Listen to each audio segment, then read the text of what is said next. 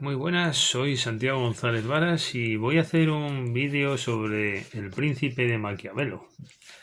Bueno, veo que es un libro que adquirí en el año 80, es decir, que tenía yo 15 años cuando lo leí y desde entonces no lo había vuelto a leer, sinceramente. Lo he consultado en alguna ocasión, pero lo he dado una relectura sobre la base de los subrayados que por entonces hice y algunos nuevos. Y la verdad es que es un libro que me encanta. No sé hasta qué punto es el típico ejemplo del libro que adquiere una imagen quizás no del todo exacta. Tampoco me atrevo a decir que inexacta, de lo que todos entendemos por maquiavélico, pero no sé hasta qué punto me atrevería a decir que es un poquito inexacta, quizás, ¿no? Porque este libro en realidad, voy a entrar ya de lleno, así se dice en el capítulo 2, es un libro donde examinaré, dice Maquiavelo, el modo con que es posible gobernar y conservar los principados. Yo creo que esa es la clave del asunto. Y aquí lo que se refleja son mensajes de sabiduría, conforme a las costumbres de la época, de gobierno, sabiduría de gobierno. Y yo creo que es un libro, en ese sentido, expresa qué es lo que hay que hacer conforme a la realidad social del momento para poder gobernar adecuadamente, para ser un príncipe sabio. Y aquí se demuestra lo que es el arte de gobernar, los consejos que se dan para ello. Y yo diría que es un libro de estrategias, ¿no? Esto es como el que tiene un proceso judicial y hay que ganarlo, bueno, siempre con buenas artes. Pero es que en el fondo de este libro de Maquiavelo predominan las buenas artes sobre las malas artes. Lo que está hablando es precisamente de que hay que gobernar bien y con justicia. Continuamente está diciendo eso. Otra cosa es que, claro, que para uno mantenerse en el poder, pues a veces tenga que hacer uso de la fuerza o cometer algún crimen, pero yo creo que lo hace siempre de manera bastante adecuada o proporcionada a los hechos que comenta y de una manera excepcional en todo caso. Esto parece que se olvida un poquito. Dice, y va dando consejos pues en función de los territorios que adquiera un príncipe, en función de cómo están gobernados, pues lo que tiene que hacer en uno y otro caso. También es importante la dependencia del gobierno de los grandes, los nobles y sobre todo del pueblo, como dos factores que hay que cuidar muchísimo. También da el consejo de no aliarse excesivamente con potencias extranjeras y si no tienes ejército, procura hacerlo y te metes en guerras en ese momento, pero no antes. Y también consejos para preservar el gobierno. Básicamente estas son las ideas principales del libro, tal como acabo de exponer, pero creo que es que lo principal es leer textos, ir a las fuentes, porque empiezan a circular comentarios, uno del otro, del otro, del otro, y al final, pues el último comentario que leemos, pues igual tampoco refleja con exactitud lo que es la fuente misma, ¿no?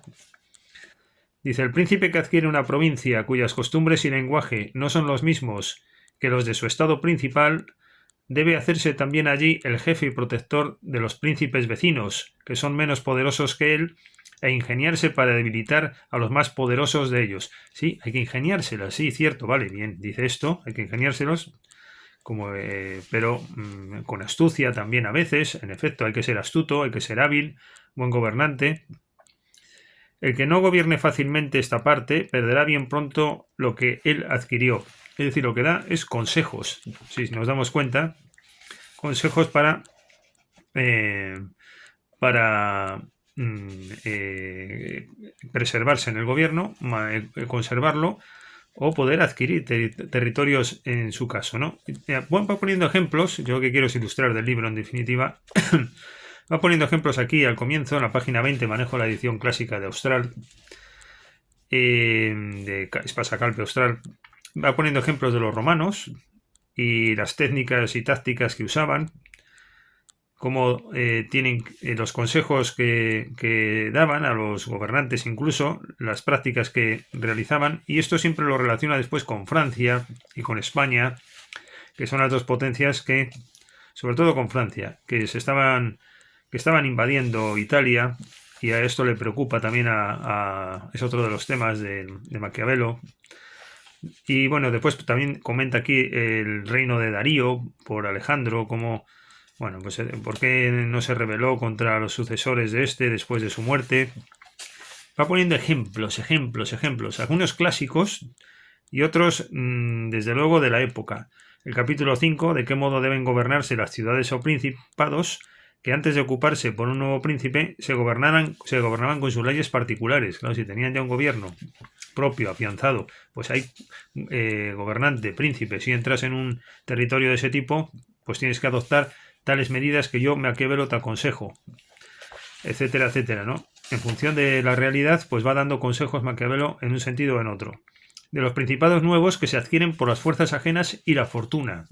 Claro, si lo adquieres pues un poco de casualidad o de rebote, el reino, pues aquí Maquiavelo te da los consejos que tienes que hacer para mantenerte en el gobierno en definitiva, ¿no? Dice, para precaver estos inconvenientes imaginó 4 medios. Aquí va poniendo empíricamente, ¿no? En gobiernos que adoptaron ciertas medidas y que consiguieron un buen resultado como elemento probatorio, diríamos, ¿no? O argumental. Aquí en el capítulo 8, de los que llegaron al Principado por medio de maldades. Bueno, pues esto lo desaconseja en el fondo porque la maldad es un medio inadecuado o torpe para mantenerse finalmente en el poder. Alguno dirá, bueno, vale, solo es por eso. Puede haber un fondo moral también, ¿por qué no? Un fondo ético, pero es verdad que sí que primaría la conveniencia. Bueno, bien, hasta ahí podemos llegar. El que obra de otro modo por timidez o siguiendo malos consejos está precisado siempre a tener la cuchilla en la mano. El Principado civil, el capítulo 9. Seleccionamos aquí esta idea. Un ciudadano hecho príncipe por favor del pueblo debe tirar a conservarse su afecto. Si has llegado al poder por el pueblo, conserva el afecto del pueblo. Lo cual es fácil porque el pueblo le pide únicamente el no ser oprimido. Pero el que llegó a ser príncipe con la ayuda de los magnates y contra el voto del pueblo debe, ante todas las cosas, tratar de conciliársele. Claro, el consejo, ¿no? Si llegas por otros medios, por ayuda externa o ayuda de los grandes del lugar, pues trata de apaciguar el descontento popular. Siempre se está fijando en el pueblo y en los grandes o poderes fácticos del gobierno en cuestión. Bueno, aquí hay más cosas que comentar, pero voy seleccionando. ¿Cómo deben medirse las fuerzas de todos los principados? Aconseja la fortificación de las ciudades, lo valora, si es buena medida o no. Pone el ejemplo de las ciudades alemanas, precisamente. Pasa a analizar la situación de los principados eclesiásticos, en el capítulo 11. ¿Cuántas especies de tropas hay? En el capítulo 12. Aquí desaconseja a los mercenarios, desaconseja el exceso de militares provenientes de fuera del país, porque al final hay un ejemplo por aquí que pone en relación con Constantinopla, bueno, es en otro capítulo, pero viene a ser la misma idea, que al final por ser enemigo o rival, por ser rival de Constantinopla, pues se apoyó a los turcos y el remedio fue que el que adoptó esas medidas, pues lo que consiguió fue que tomaran los turcos Constantinopla, ¿no?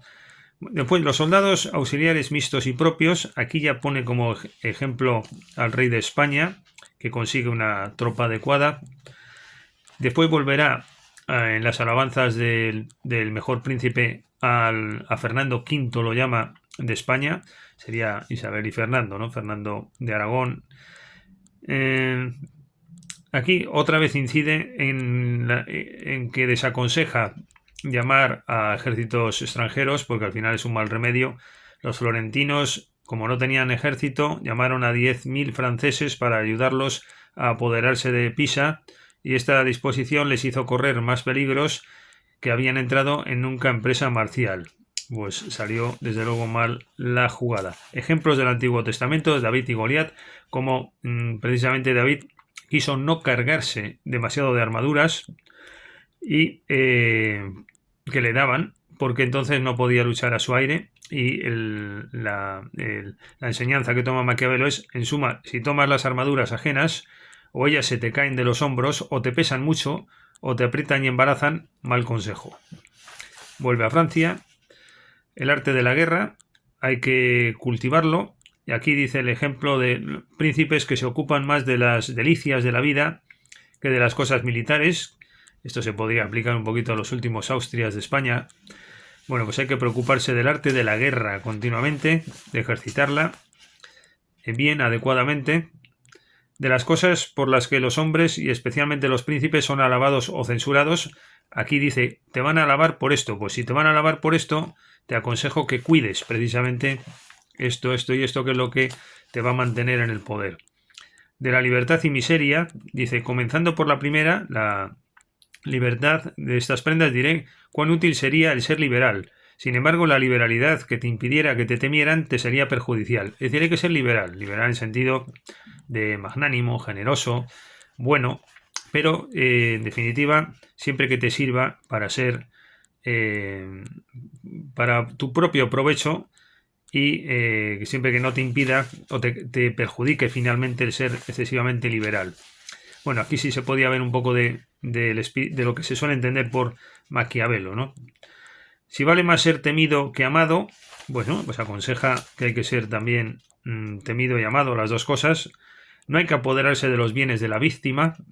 Esto me ha gustado mucho. Dice, porque los hombres olvidan más pronto la muerte de un padre que la pérdida de su patrimonio. Interesante reflexión y creo que muy certera. Lo que es muy realista, muy agudo, descarnadas las enseñanzas. De qué modo los príncipes deben guardar la fe dada. Esto también, el mantenimiento de la palabra dada, el juramento que se hizo, en definitiva viene a ser lo que aquí se dice, más que la fe dada significaría eso, ¿no? En este contexto, por lo menos es de lo que habla, de lo que trata el capítulo. Los modos de defenderse del príncipe, y aquí claramente está diciendo, uno es el de las leyes, el otro es la animalidad. Y desde luego Maquiavelo aconseja el primero, el gobernar mediante leyes, y desaconseja la animalidad, pero además rotunda y claramente no está a favor de la fuerza ni nada de eso, simplemente que cuando es necesario y no queda otro remedio hay que aplicarla, pero esto tampoco es una gran aportación en ese sentido y además hay muchos libros de consejos a príncipes, así que quizás se le ha dado demasiada importancia y un poco tergiversado su contenido. El príncipe debe evitar ser despreciado y aborrecido, capítulo 19. Dice, un príncipe cae en el menosprecio cuando pasa por variable, ligero, afeminado, como Enrique IV, ¿no? Pusilánime, irresoluto. Un príncipe tiene dos cosas que temer, es a saber, primero, en el interior alguna rebelión y, por otro lado, que alguna potencia extranjera se entrometa. Bueno, pues va dando consejos de cómo hay que gobernar. No hay que descontentar a los grandes hasta el grado de reducirlos a la desesperación, pero tampoco tienes que descuidar las posibles conspiraciones del pueblo. Y va poniendo ejemplos, aquí en este caso de Roma nuevamente, y creo que es, bueno, pues muy útil. De las fortalezas, vuelve aquí con esto, del tema de las fortalezas, de las ciudades, tenerlas a buen recaudo. Como el capítulo 21, cómo debe conducirse un príncipe para adquirir alguna consideración. Aquí es donde pone el ejemplo de Fernando V, rey de Aragón, dice, rey de la cristiandad, el más valorado de los reyes de la cristiandad, cómo toma Granada, cómo se hace un ejército, cómo emprende misiones en África, lo pone un poco de modelo. Después el capítulo 22, la importancia de la elección de los ministros, cómo tiene que hacerlo el gobernante. ¿Cuándo debe huirse de los aduladores? Qué certero, ¿verdad? Y qué actual. ¿Por qué muchos príncipes de Italia perdieron sus estados? Capítulo 24, va analizándolo. Aquí el caso de Nápoles, de Milán, pues muchas veces porque tuvieron como enemigos a sus propios pueblos. Otro capítulo y otra idea muy interesante de Maquiavelo es la idea de la fortuna, hasta qué punto interviene. Esto se trata en el capítulo 25 especialmente, porque viene a decir que algunos dicen, no, si todo depende de la fortuna, del azar, de la providencia, de Dios. Y Maquiavelo se opone a eso diciendo que no, que hay unas reglas de gobierno. Y pone el ejemplo de las inundaciones. Dice que España y Francia tienen construidos, incluso pone Alemania también, Tienen construidos buenos diques para cuando llegan las inundaciones, todo esto en sentido figurado o metafórico.